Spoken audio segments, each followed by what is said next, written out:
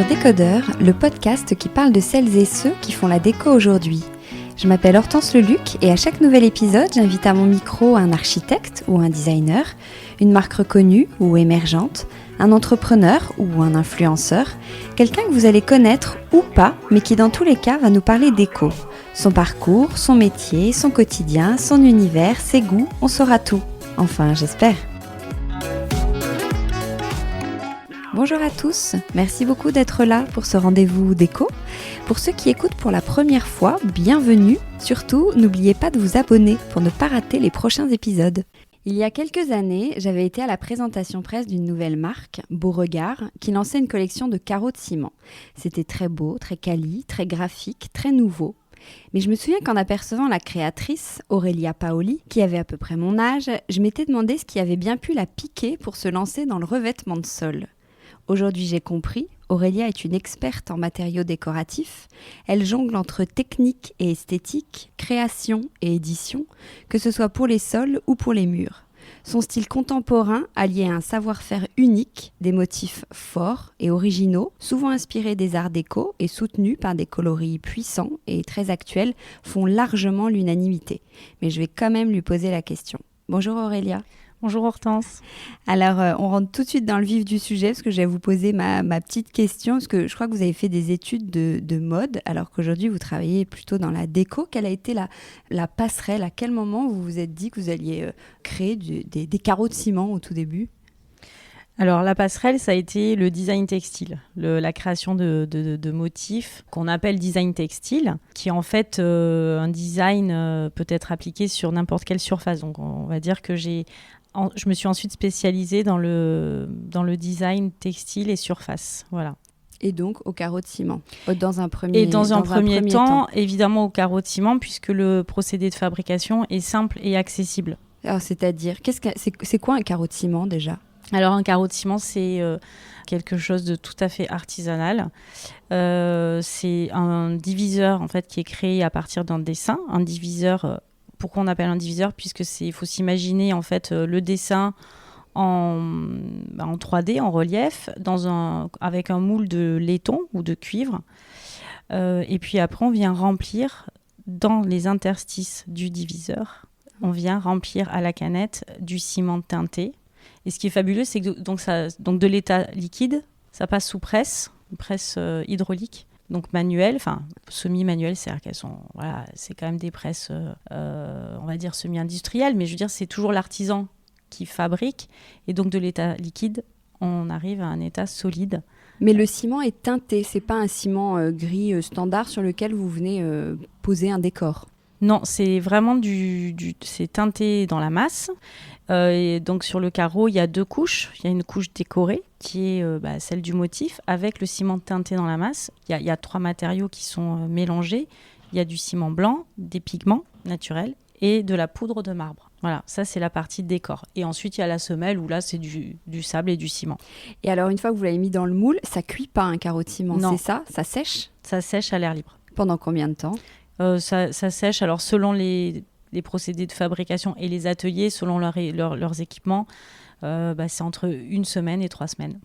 Donc vous dites que vous collaborez avec des artisans, ce sont des petits ateliers, c'est un travail qui est manuel, c'est pas du tout industrialisé? Non, on peut pas dire que ce soit industrialisé de la façon dont on l'entend aujourd'hui.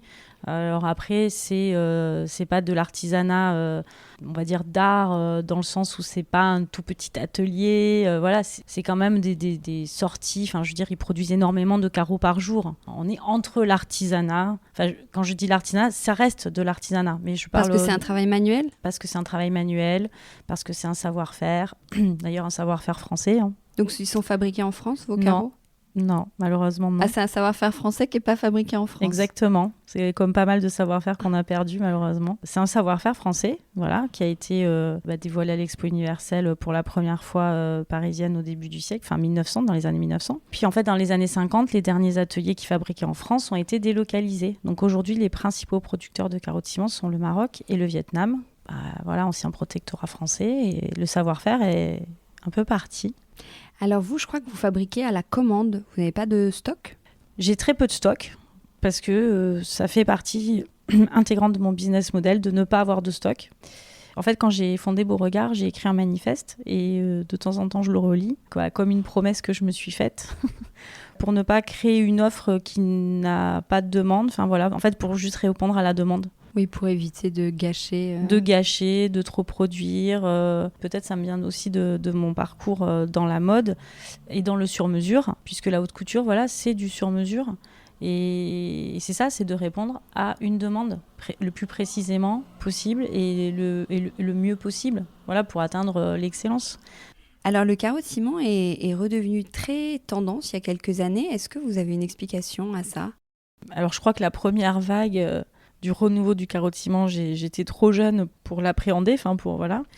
Alors moi, je l'interprète vraiment sur la possibilité du sur-mesure en petite quantité. C'est pour ça que ça plaît ? Alors, d'abord, il y a une tradition, on va dire, culturelle aussi, c'est-à-dire qu'inconsciemment, on a tous eu des beaux carreaux dans les maisons, enfin, tous eu ou vu, et ça fait partie du patrimoine, en fait, donc d'un patrimoine culturel, conscient ou inconscient, donc les gens se reconnaissent dans le carreau de ciment. Comme quand on écoute une musique et on va la rattacher à un souvenir, je pense que quand même, chez tout le monde, il y a un carreau de ciment à un moment donné dans sa vie. C'est quelque chose de familier. Et comme tout ce qui est familier et attachant, je pense que aussi il y a aussi cet attachement à ce matériau qui fait que les gens, quand après ils ont un projet de rénovation ou premier achat de maison, voilà, on a envie d'avoir des beaux matériaux. Et déjà d'avoir des matériaux qui nous ressemblent pour raconter sa propre histoire dans son chez-soi. Et le carreau de ciment est vraiment le matériau idoine pour répondre à ça. Il n'y a pas beaucoup de matériaux qui peuvent répondre à ça en termes de prix, en termes de délai, en termes de possibilités de motifs et en termes de colorisation. Et c'est un matériau qui est très pérenne surtout. Il est très pérenne, bien sûr, et il est très résistant. Alors, il est fragile avant la pose, puisqu'il n'est pas cuit. Bon, après, même une céramique est fragile si on fait tomber un carton, mais malgré tout, il faut le manipuler avec soin, parce que parfois, comme il est lourd, il n'est pas cuit, donc il est épais. On a l'impression que c'est très résistant, mais non, c'est pas parce qu'il est épais qu'il est très résistant. Il est très résistant après la pose. Voilà, une fois posé, une fois scellé, il est parfaitement résistant. Et comme il est teinté dans la masse, c'est pas, voilà, vous faites tomber quelque chose. Il n'y a pas d'éclat, par exemple. Voilà, donc après, il peut aussi se rénover comme un parquet, avec des monobrosses. Enfin, il y a plein de techniques qui sont là pour rénover le sol, comme les terres cuites, comme un marbre. Et comment on les utilise, les carreaux de ciment ? On les met plutôt dans quelle pièce ? Alors, historiquement, on les trouve souvent dans les entrées, parce que c'était les plus... il fallait l'effet waouh quand on recevait quelqu'un chez soi. Donc souvent, c'était dans les entrées. Et puis après, c'est passé à la salle de bain, dans les cuisines, les salons, les chambres. Voilà, après, franchement, on peut en mettre partout. Ouais. Ouais. Pourquoi c'est si cher parfois ? C'est quand même un des inconvénients. Tout à l'heure, vous disiez que c'était pas très cher. Moi, je dirais pas ça. Oui, tout à fait, c'est un investissement. Mais justement, c'est pour ça que c'est bien. Parce que quand on investit, on réfléchit. Voilà, c'est pas sur un coup de tête qu'on va acheter du carreau de ciment. Et du coup, ça permet justement de choisir un beau décor. Alors, effectivement, je vous rejoins sur le fait que c'est pas tout à fait non plus abordable. On n'est pas sur du 20 € le mètre carré. Voilà, même chez Leroy Merlin, le carreau de ciment coûte cher parce qu'il est fait pièce par pièce à la main. C'est un travail... Même dans des grandes sociétés comme Leroy Merlin, par exemple, le carreau de ciment, il est fabriqué artisanalement. Et bien sûr, parce que soit on est sur de la copie.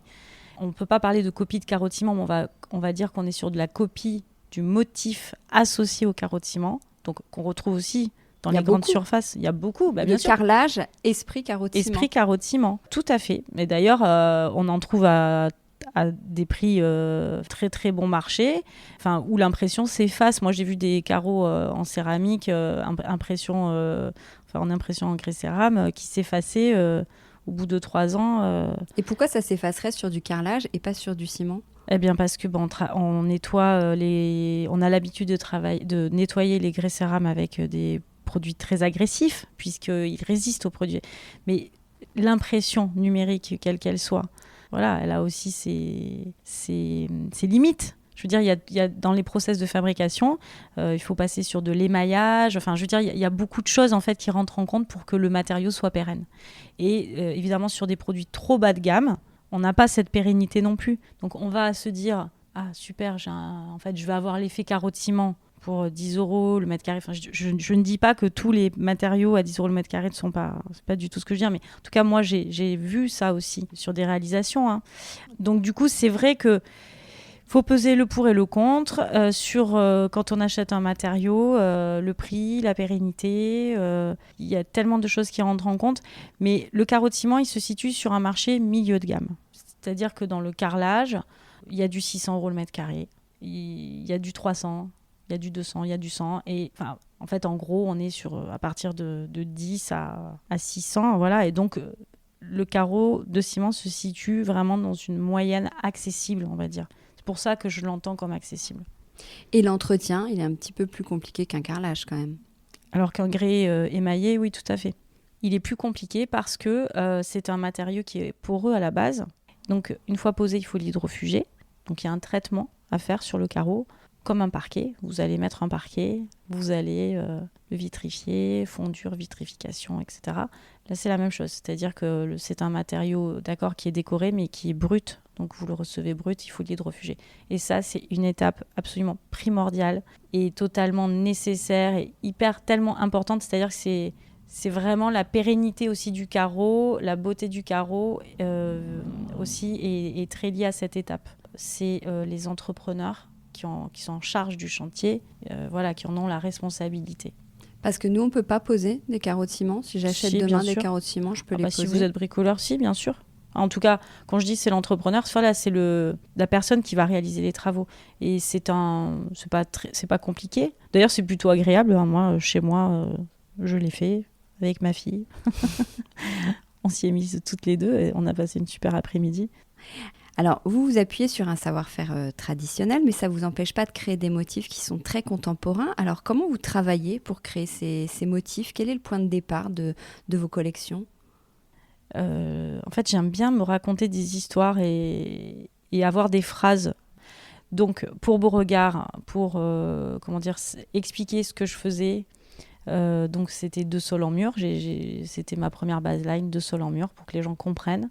Et puis après, pour mon process créatif, j'ai posé, comme une autre phrase qui est de nos racines à nos futurs. Parce que je suis de nature nostalgique et en même temps, je suis hyper intéressée par la science-fiction. Enfin, j'ai 2 côtés comme ça. Je peux vivre autant dans le passé et autant me projeter dans un futur très lointain. Du coup, comment je le rattache au présent, c'est justement grâce à Beauregard, c'est-à-dire que j'imagine, en fait, je me dis, je vais imaginer les nouveaux classiques. Donc ça, c'est mon point de départ, en fait. J'essaie d'imaginer les nouveaux classiques. Bon, un classique, c'est quoi ? Un classique, il répond à, je pense, des charges émotionnelles qu'on a tous, c'est-à-dire que quand on voit quelque chose, il fait écho chez nous. Voilà. Là, on a déjà une bonne base. Et après, il faut le projeter dans notre univers contemporain, dans notre style de vie, dans nos attentes aujourd'hui. Donc voilà, moi, mon process, c'est les questions en tout cas que je me pose à chaque fois que je crée un dessin. Et à quoi il faut penser aussi quand on crée un motif ? Est-ce que vous avez des obligations ? Moi, je dirais que c'est l'harmonie. Enfin, il faut qu'un dessin, il soit harmonieux. Alors, quand je dis harmonieux, c'est qu'il soit... qui ne soit pas insipide, qu'il soit différent. Même si un hexagone, on n'invente pas un hexagone. Personne n'invente un hexagone. En revanche, c'est l'interprétation qu'on va faire de l'hexagone qui va être nouvelle. C'est ça qui est intéressant en fait. C'est comment on arrive à créer du neuf, une originalité, à partir de quelque chose qui a toujours existé et qui est là en fait. Donc, il faut que ce soit harmonieux, il faut que ce soit innovant dans le sens où l'œil, le reconnaît, mais pour autant ne l'a jamais vu. Voilà, c'est un peu une alchimie. Et après, je pense que c'est la culture métier qui fait que de se nourrir. Moi, maintenant, ça fait ça fait 20 ans que je suis sortie de l'école et que je suis plus étudiante et que je 20 ans que je me cultive. Sur tous les iconographies attachées au savoir-faire, les motifs, les décors. Alors, avec un même motif, vous, spécifiquement sur les carreaux de ciment, selon l'assemblage des carreaux, on peut créer plusieurs décors grâce au calpinage. Alors, qu'est-ce que le calpinage ? La façon dont on va poser les carreaux. C'est-à-dire, particulièrement, enfin non, pas particulièrement, puisque moi, c'est pour ça que ma première collection a été labellisée par l'Observer du Design en 2015. Donc l'Observer du Design, c'est un label qui est décerné par l'APCI, l'Agence de la promotion de la création industrielle. Elle a été labellisée comme une innovation graphique, comme une nouvelle école, dans le sens où j'ai utilisé cette technique de calpinage, donc qui est la possibilité de faire tourner le carreau sur ses côtés. Donc si c'est un hexagone, il va tourner sur tous les côtés. Si c'est un carré, il va tourner sur ses 4 côtés. Voilà. Donc vous mettez un premier carreau, et après les autres, vous les faites tourner autour. Ça va vous créer un calpinage. Et en créant un calpinage, vous allez avoir des motifs différents, puisque le raccord qui va se déployer va être après, c'est des termes de designer textile, de répétition du motif. Donc, il y a des raccords droits, des raccords en diagonale. Mais en gros, moi, si je veux rendre accessible à cette info-là, c'est de se dire que selon le carreau, selon la disposition, il peut créer différents décors. On peut l'associer à l'autre, un carreau voisin, et créer un décor. On peut créer un deuxième décor selon si on le met d'une deuxième façon, si on peut le mettre aussi d'une troisième façon et créer un troisième décor. C'est exactement. Bien ça ? C'est pour ça que donc, ce label qui a été décerné à ma première collection, puisque j'ai utilisé chaque motif a entre 4 et 8 possibilités de calpinage, parce que on peut les assembler de façon différente. Ces façons d'assembler le motif vont créer de nouveaux motifs, puisque la répétition de ce motif va créer des rythmes différents, voire des échelles différentes. Donc avec 9 motifs, les possibilités de calpinage et les 72 couleurs, on a plus de 3000 possibilités de création de motifs. Alors après, il y a des calpinages qui sont juste comme une moquette. On ne va pas l'assembler différemment. En revanche, on va calpiner pour maîtriser les pertes. Dans le carrelage blanc, on va calpiner pour maîtriser les pertes aussi. Dans le carreau de ciment, on peut calpiner pour créer un décor. C'est aussi la force du carreau de ciment. Alors vous, votre fil rouge, c'est le style art déco. D'où vous vient cet intérêt en fait pour les arts déco ? Parce que vraiment, graphiquement, cette époque, je la trouve parfaite en fait. C'est un sans faute. Tout est beau.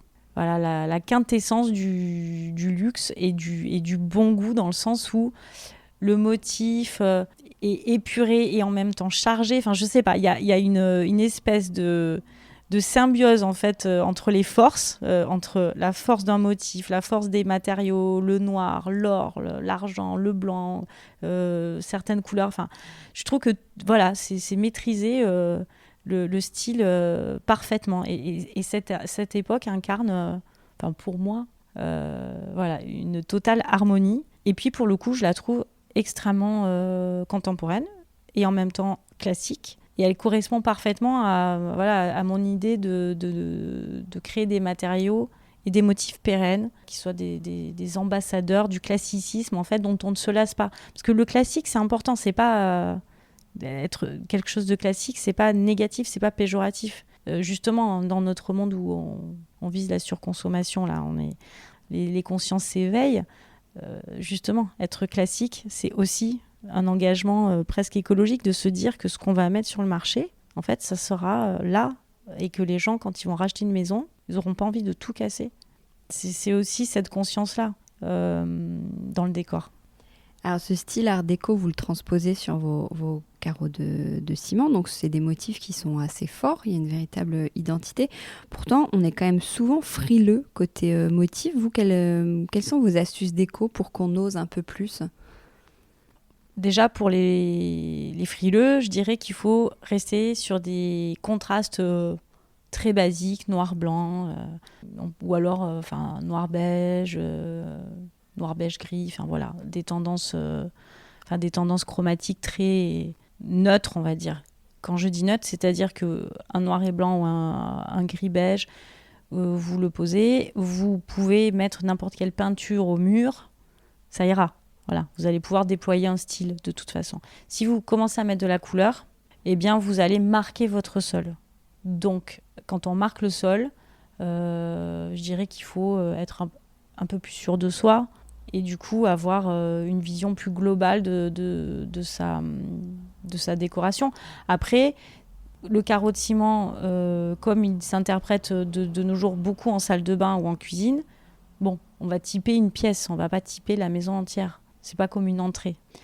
En revanche, typer une salle de bain, moi je trouve ça assez quand même sympa de vivre dans un endroit qui est différent des autres et puis de pas rentrer dans une pièce blanche.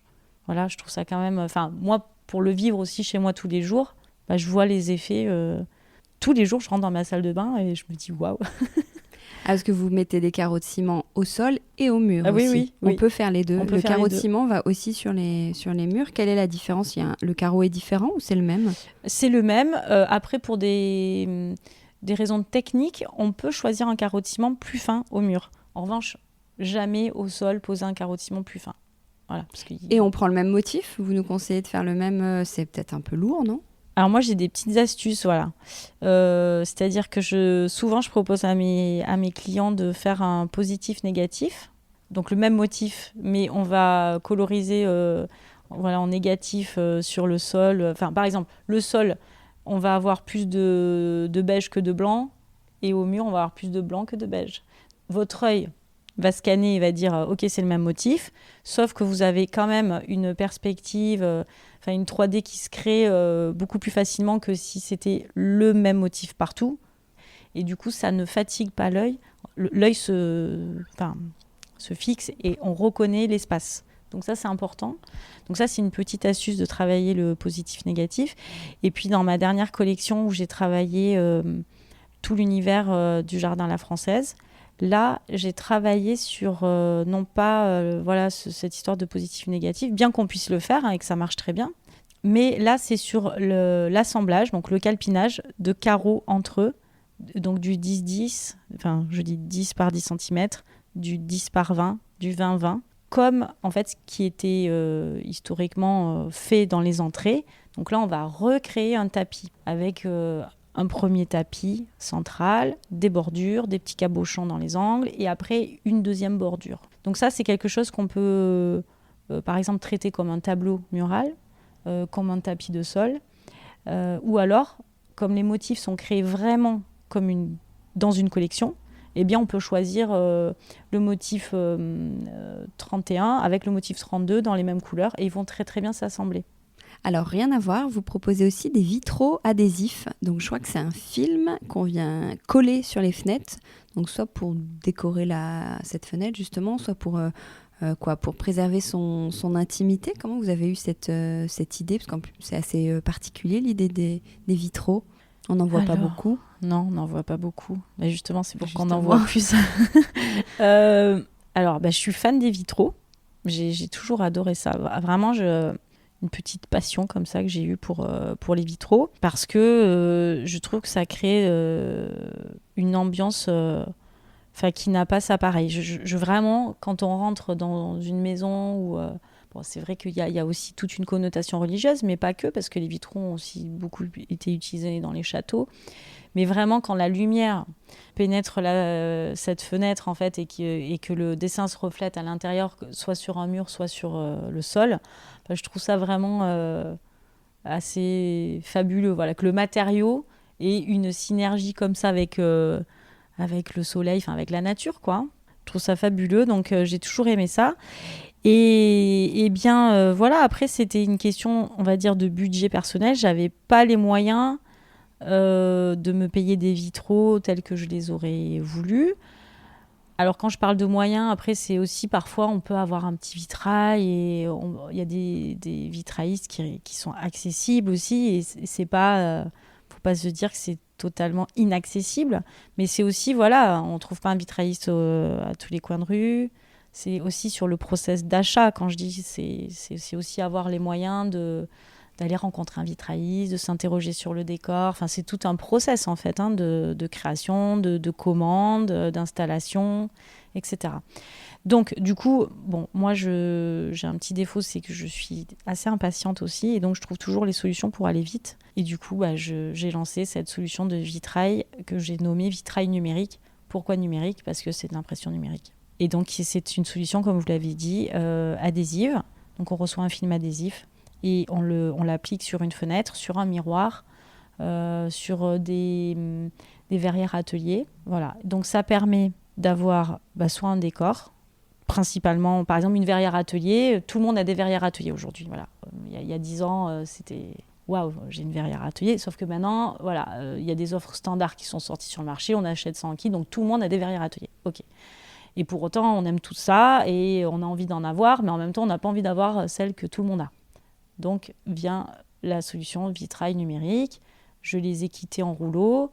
J'ai regardé ce qui était sur le marché en vitrail numérique, enfin en verrière atelier. Donc j'ai créé des rouleaux que l'on peut redécouper au format de la majorité des verrières ateliers qui existent en kit sur le marché, en standard. Après, pour tout ce qui est fenêtres, c'est plus compliqué puisque les fenêtres, il n'y a rien de standard. Donc là, c'est du dessin sur mesure que je propose. Ah, vous avez aussi bousculé, entre guillemets, les codes du papier peint. Quand vous avez voulu lancer votre papier peint, vous ne proposez pas des laits de taille standard, mais des laits de 18 cm, c'est ça ? Un peu comme des frises, mais je ne vais pas dire ce mot-là parce que je vois que vous l'utilisez, je ne l'ai jamais lu, donc on ne va pas dire frise. Et aussi des dominos de forme hexagonale pour créer comme un décor sur le mur. Pourquoi vous êtes parti sur ces formats-là et pas sur un papier peint standard ? C'est encore cette histoire de décor ? Oui, voilà, donc là, je me suis surtout interrogée sur le format. Avant de s'attacher au décor graphique, je me suis attachée au format. Quel usage on a aujourd'hui du papier peint ? Quel usage on va en faire ? Donc, historiquement, le domino est un des premiers formats du papier peint. Et du coup, je me suis dit, bingo, voilà, c'est patrimonial, on va réinterpréter des décors sur ce format-là.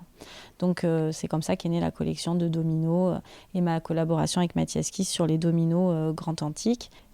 Puis après, j'avais envie de continuer et je me suis dit, bon, ok, alors on va continuer sur cette histoire de format, s'interroger sur le format.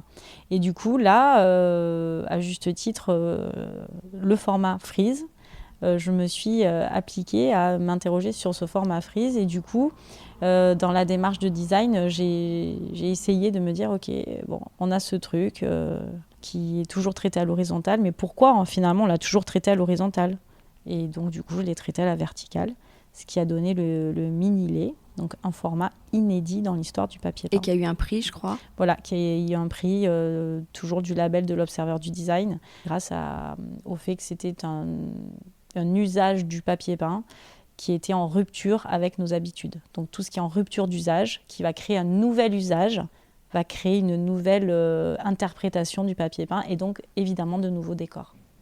Alors, je crois que vous êtes aussi lancé dans la peinture. Vous avez votre propre peinture. Vous éditez les couleurs en fait de votre palette de carreaux de ciment, donc c'est pratique, et de votre palette de carreaux de ciment et de papier peint pour mieux les associer, j'imagine, pour compléter les collections. Donc c'est encore autre chose la peinture. Comment on crée une peinture ? Créer la peinture en soi, c'est pas très compliqué puisqu'aujourd'hui le contre-typage de peinture se fait à tort et à travers, je dirais. Donc il n'y a pas de difficulté à créer sa peinture en tant que, je veux dire, designer. Une nuance, toutes les nuances existent. On va pouvoir scanner une nuance et la voir en peinture. Voilà, ce qui est compliqué de créer en peinture, c'est comme dans la cosmétique, c'est la formulation de la peinture. Donc ça, très sincèrement, moi je n'y suis pour rien, je n'ai pas de valeur ajoutée par rapport à ça. Voilà, j'ai choisi de travailler avec un atelier qui a une formulation écologique à 98%. Donc en Made in France, voilà, parce que je veux, dans ma démarche, moi aussi, si je sors des produits, de soutenir au maximum ces filières-là. Et donc je l'ai créé aussi pour répondre aux besoins de mes clients, voilà, qui allaient sourcer les peintures assorties à mes carreaux ou à mes papiers peints, en fait. Et c'est vraiment pour moi une offre de service. Je ne lance pas une marque de peinture, vous voyez. C'est vraiment un service. C'est-à-dire quand on va chez Beauregard, on peut avoir son carreau, sa peinture assortie, la peinture assortie à son papier peint, voilà. Alors, vous disiez, vous travaillez avec les particuliers, n'importe qui peut acheter vos carreaux, mais vous travaillez aussi beaucoup avec les pros, avec les architectes notamment, en leur proposant de personnaliser vos produits pour s'adapter à leur projet. Vous créez également des collections avec des marques ou des créateurs. Vous parliez de Mathias Kiss tout à l'heure. Et vous venez notamment de sortir un produit avec Tarkett. Est-ce que vous pouvez nous dire un petit mot là-dessus ? Alors le produit, c'est tout simplement de la marqueterie de vinyle, une offre qui n'existait pas auparavant sur le marché, puisque c'est grâce à leur technologie de Floorcraft, donc de découpe de sols souples et d'assemblage à la main, qui permet de refaire des sols sur mesure à n'importe quelle échelle à partir d'un motif. Donc Tarkett m'a consulté pour créer une offre, une collection qui puisse correspondre à tous les besoins de l'architecture d'intérieur aujourd'hui. Donc c'est une collection qui est incroyable au niveau de la possibilité de décor, mais aussi grâce au procédé de fabrication Tarkett, qui est un industriel français. Tous les matériaux ont une classification industrielle. Donc là on peut aller sur des marchés hôteliers, des marchés commerciaux, grandes surfaces, etc. C'est un matériau qui va répondre aux exigences de ces marchés-là. Alors concrètement, ça ressemble à quoi ? Qu'est-ce que la marqueterie ? Qu'est-ce que le vinyle ? Alors le vinyle, donc c'est un procédé de fabrication. C'est genre du lino, si on veut vulgariser l'info. Le lino, c'est encore quelque chose de différent. Donc là, c'est vraiment du vinyle. Donc c'est la fabrication de sols souples en rouleau ou en dalle.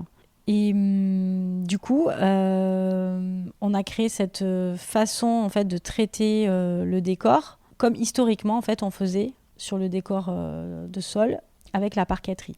Bon, vous m'enverrez des photos et on les partagera sur le compte Instagram Décodeur Podcast. Il faut aller voir parce pour voir à quoi ça ressemble. Exactement. Il faut voir les photos qui sont très parlantes, qui parlent d'elles-mêmes. Vous êtes seule ou vous avez une équipe ? Je travaille beaucoup avec des externes. Évidemment, j'aimerais qu'on soit 10, mais Beauregard, c'est une petite structure. Donc, on ne peut pas être 10, même s'il y aurait le travail pour être 10. Donc, en fait, je travaille plutôt à la mission, donc sur des contrats soit externes, soit internes. Donc, tout dépend, en fait, du besoin actuel de l'entreprise. Et voilà, on va dire que structurellement, je suis seule. Et votre expertise est quand même assez large parce que vous travaillez aussi bien la création que les prototypes, la production, la commercialisation, la communication. Aujourd'hui, vous répondez à mes questions. Enfin, vous êtes sur tous les fronts. Comment vous gérez tout ça ? Qu'est-ce qui vous prend le plus de temps ? Le plus de temps, malheureusement, c'est la gestion de l'entreprise. Après, en 2016, j'ai eu la chance de gagner un trophée, le trophée du savoir-faire à la française, décerné par Initiative Île-de-France. Et grâce à ce trophée, j'ai eu un master de gestion et développement d'entreprise qui a été offert par la CCI de Paris. Et du coup, ça m'aide beaucoup aujourd'hui à gagner du temps sur la gestion et le déploiement de la société. Donc du coup, je suis plus performante et ça me permet de m'attacher à autre chose. Et qu'est-ce qui vous plaît le plus ? Quelle casquette vous plaît le plus entre les aspects techniques et créatifs ? Franchement, je ne peux pas choisir. Là, c'est comme si vous me disiez... Les deux vous plaisent. Malgré une formation plus créative, les aspects plus techniques... J'ai toujours été technique, en fait, parce que même quand j'ai fait de la mode, j'ai fait une double formation. J'ai fait un double cursus marketing de la mode. D'ailleurs, mon premier boulot, c'était chef de produit. C'était pas styliste. Voilà. J'ai toujours travaillé dans la production. Parce que pour moi, un dessin pas produit, ça ne veut pas dire grand-chose, en fait. Ça veut dire quoi, un dessin pas produit ? Un dessin qui ne va pas au bout, qui n'est pas réalisé par un produit, par une réalisation. Oui, donc vous avez de toute façon cette double casquette. Voilà, c'est-à-dire que on peut pas créer, on peut pas, on peut tout dessiner. La difficulté principale, c'est de le réaliser. Ouais. Ça veut dire quoi, Beauregard ? Quand j'ai créé la collection de carreaux de ciment, donc que j'ai décidé de commercialiser, je cherchais le nom d'une rue parisienne. Donc j'avais acheté un livre de Raymond Queneau qui interrogeait l'historique des noms des rues parisiennes. Et donc la rue Beauregard, c'est une rue qui allait vers le mont Orgueil, qui allait sur le haut du mont Orgueil. Donc aujourd'hui, c'est en un seul mot, mais à l'époque, c'était en 2 mots. Aujourd'hui, c'est la rue Montorgueil, mais c'était un petit mont. Donc la rue Beauregard montait sur le haut du mont. Et quand on arrivait en haut, on avait un beau regard. Alors chez vous, est-ce qu'il y a des carreaux de ciment partout ? Pas partout, mais il y en a beaucoup. Il y en a beaucoup. Il y en a beaucoup. C'est quel style vous aimez bien quoi, ça ressemble à quoi chez vous ? C'est assez classique, en fait. Qu'est-ce que vous appelez classique ? Parce que le art déco doré et très graphique, pour vous, c'est classique, ce qui n'est pas le cas pour tout le monde. Donc, qu'est-ce que vous appelez classique chez vous ? Moi, ce que j'appelle classique, c'est que ça va correspondre à des codes classiques, c'est-à-dire des codes historiques. Donc là, j'ai déménagé. Donc maintenant, je suis dans une maison et du coup, j'ai traité dans mes salles de bain le thème du jardin à la française, donc avec des carreaux très graphiques, mais qui s'inspirent de l'architecture des jardins à la française d'André Le Nôtre. Et vous travaillez de chez vous, donc vous avez aménagé vous avez un bureau, vous avez aménagé un coin bureau. Oui, j'ai réalisé mon rêve d'étudiante d'avoir mon studio chez moi. Donc j'ai créé un studio donc avec un étage dans mon garage. Et du coup, où je peux accueillir 3 personnes pour travailler. Donc voilà, c'est mon petit antre de travail. Où est-ce que vous faites votre shopping déco ? Est-ce que vous avez des petites adresses déco à partager ? Ça, c'est dur. C'est dur parce que malheureusement, j'ai plus le temps d'aller dans les lieux physiques. C'est compliqué pour moi. Voilà. Et donc, du coup, je suis devenue accro à l'achat en ligne. Et du coup, vraiment, ça va être, je crois, comme pas mal de gens aujourd'hui, ça va être du Pinterest, Voilà, je vais chercher des inspirations, je vais chercher où est-ce qu'on va pouvoir acheter cet objet. Après, j'avoue, dans ma dernière rénovation, il y a des sites qui m'ont bluffée. Alors, c'est pas en termes de déco, là, pour le coup, c'est en termes de matériaux, des sites comme Mano Mano qui sont spécialisés dans l'achat de matériaux. Après, il y a des sites comme Archiproduct, voilà, c'est un site italien. Très sincèrement, ça m'a pas mal aidé. Voilà, parce que c'est vraiment une marketplace dédiée aux beaux objets, aux objets design. Et puis malgré tout, il y a Made in Design, franchement, il y a quand même une belle offre. J'ai testé, j'ai acheté, j'étais livrée, j'étais contente. Et puis, donc je vais vous faire un peu le tour des marketplaces, parce que c'est comme ça que j'ai travaillé. Et puis il y a Celency, où vraiment là, c'est l'éclate, parce qu'on va dénicher la pièce rare. Voilà. Et après, je chine pas mal aussi, je chine beaucoup. Donc vous êtes plutôt contemporain ou récup ? Les deux. Est-ce que vous avez un mantra dans la vie, une philosophie de vie ? Vous parliez de votre manifeste tout à l'heure. J'en ai plein, je crois, selon les périodes en fait. On en a plein dans la tête et au moment où on nous demande, j'en ai plein. Oui, c'est comme quel est ton film préféré, quel est ton plat préféré. J'en ai plein. En fait, j'aime bien ces petites phrases. J'en ai plein. Mais je sais pas. Parfois, quand j'ai envie de me plaindre, je me dis j'en ai marre. Je me dis oui, l'herbe n'est pas plus verte ailleurs. Non, vraiment, mon mantra, non, ça y est, je l'ai.